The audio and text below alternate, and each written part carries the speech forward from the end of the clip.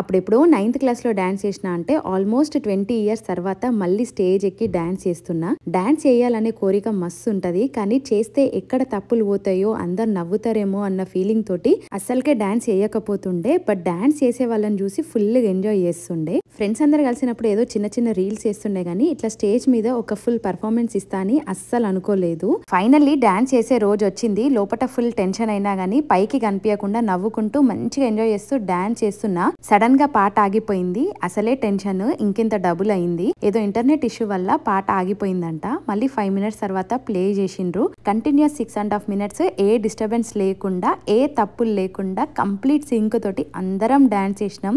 పెద్ద స్టేజ్ మీద డాన్స్ చేయాలన్న కళ నెరవేరింది. ఈ రోజు అయితే నేను ఎప్పటికీ నా లైఫ్ లో మర్చిపోలేను.